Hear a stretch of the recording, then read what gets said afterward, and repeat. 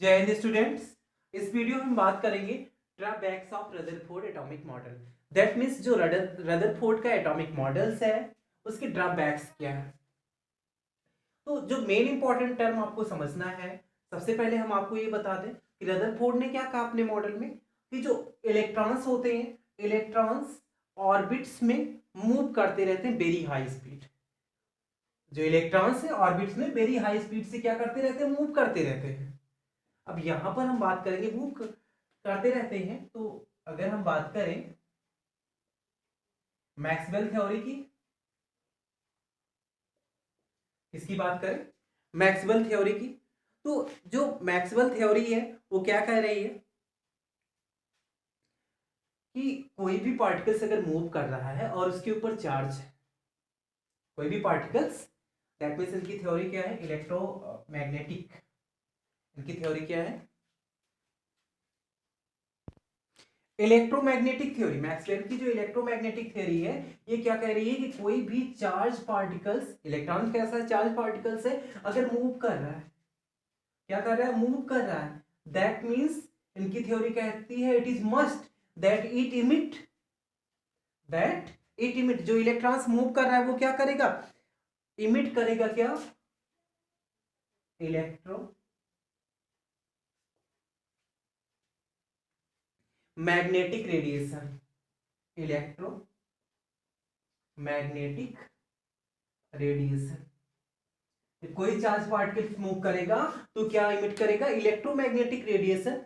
और जब electromagnetic radiation ये क्या करेगा, इमिट करेगा, दैट मींस इमिट करेगा, तो इलेक्ट्रॉन्स की जो एनर्जी हो जाएगी वो कैसे होती चली जाएगी, लोअर। इलेक्ट्रॉन्स की एनर्जी जो है कैसी होती चली जाएगी, लोअर होती चली जाएगी। और जब इलेक्ट्रॉन की एनर्जी लोअर होती चली जा रही है तो हम क्या देखेंगे, ऐसे लो होते होते हुए इलेक्ट्रॉन क्या हो जाएगा, अपने इनर सेल में आता जाएगा, इलेक्ट्रॉन्स अपने इनर सेल में आता जाएगा। और लास्ट टाइम ऐसा आ जाएगा कि इसके पास एनर्जी नहीं होगी और ये कहां पे पहुंच जाएगा, एटम्स में पहुंच जाएगा। दैट मीन्स यहां पर हम टू स्टेप्स की बात करें कि ड्रॉबैक्स की जब बात करें मैक्सवेल थ्योरी को ले, ये थ्योरी क्या कह रही है कि इलेक्ट्रोमैग्नेटिक रेडिएशन इसको इमिट करना चाहिए, बट ऐसा होता नहीं, बट ऐसा होता नहीं, चार्ज पार्टिकल्स है। और साथ में जब ये इलेक्ट्रोमैग्नेटिक रेडिएशन इमिट करेगा तो इसकी एनर्जी लो होगी, इसकी एनर्जी लो होगी और इसकी स्टेबिलिटी नहीं हो पाएगी, इसकी स्टेबिलिटी नहीं हो पाएगी। तो यहाँ पर मेन जो पहला हमारा मेन कॉन्सेप्ट है drawbacks of Rutherford atomic model की हम बात करें तो हमें ये समझना होगा कि रदरफोर्ड एक्चुअल में एटम्स की स्टेबिलिटी क्या होगी उसको एक्सप्लेन नहीं कर पा रहे हैं। रदरफोर्ड का जो मॉडल है वो एक्सप्लेन नहीं कर पा रहा है। दैट मीन्स हम राइट कर सकते हैं it was fail to explain stability of an atom. जो रदरफोर्ड का मॉडल है वो क्या कर रहा है, वो एटम्स की स्टेबिलिटी को एक्सप्लेन नहीं कर पा रहा है, फर्स्ट पॉइंट। सेकेंड,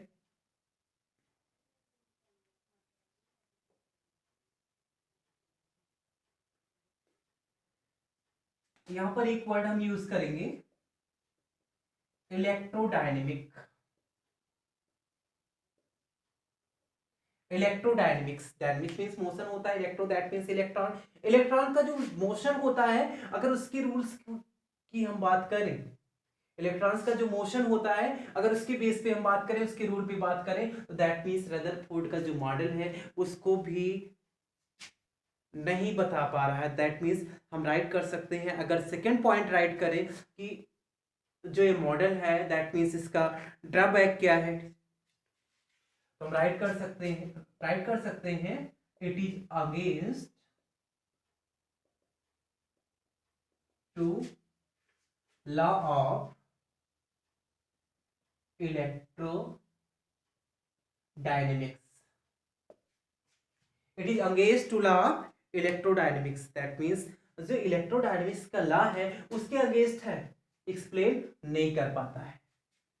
नेक्स्ट हम बात करते हैं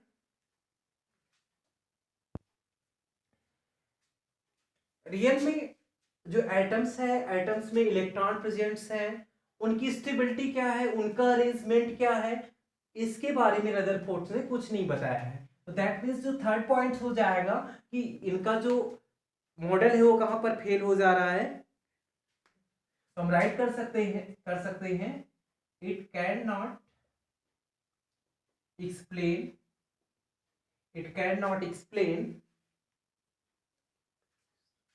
द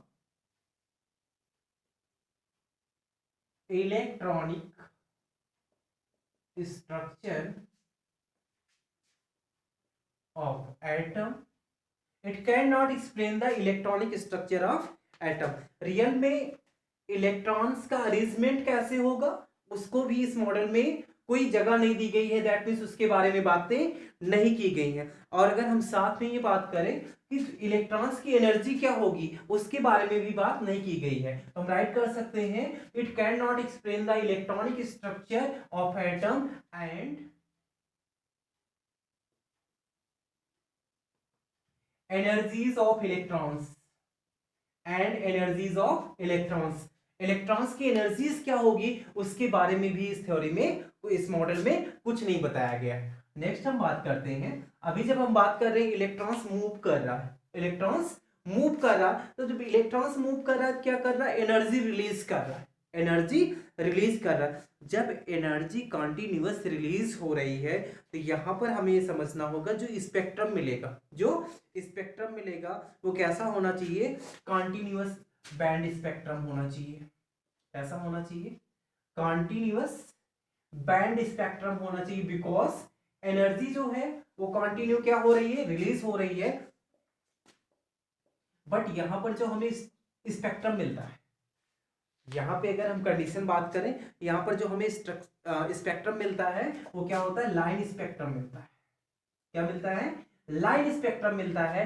दैट मीन्स इसको भी रदरफोर्ड का एटॉमिक मॉडल एक्सप्लेन नहीं कर पा रहा है कि why line spectrum, that means why line spectrum. और जो मेन टर्म मैंने आप बिगनिंग में बात की थी कि हम मैक्सवेल थ्योरी की अगर हम बात करेंगे, क्लासिकल थ्योरी है मैक्सवेल की, इलेक्ट्रोमैग्नेटिक के बेस पे उन्होंने बात की है, उस थ्योरी को भी एक्सप्लेन नहीं कर पा रहा है कि जब कोई चार्ज पार्टिकल मूव करेगा तो इलेक्ट्रोमैग्नेटिक रेडिएशन का क्या करेगा, इमिट करेगा। और जब इलेक्ट्रोमैग्नेटिक रेडिएशन इमिट होगी तो हम क्या देखेंगे, उसकी एनर्जी लॉस होगी। और जब एनर्जी लॉस होगी तो उसकी स्टेबिलिटी की हम कहां से बात कर सकते हैं। तो मेन पॉइंट मेरा ये आ जाता है, it was fail to explain stability of an atom. ये रदरफोर्ड का जो मॉडल्स है ये एटम्स की स्टेबिलिटी के बारे में नहीं बता पाता है। इलेक्ट्रॉन्स का अरेंजमेंट क्या है, उनकी एनर्जीज क्या है, स्पेक्ट्रम की अगर हम बात करें, इन सब बातों को क्लियर नहीं कर पाता है। तो these are the drawbacks of Rutherford atomic model. Other videos, Rutherford experiment, Rutherford's atomic model and Thomson atomic model, जो भी एटॉमिक मॉडल की बात कर रहे हैं सबके लिंक इस वीडियो के डिस्क्रिप्शन बॉक्स में दिए गए हैं। आप मेरे चैनल पे नए हो, चैनल को सब्सक्राइब कर लीजिए, बेल आइकन को प्रेस कर लीजिए, जिससे आपको केमिस्ट्री की न्यू अपडेटेड वीडियो मिलती रहे। Thank you for watching.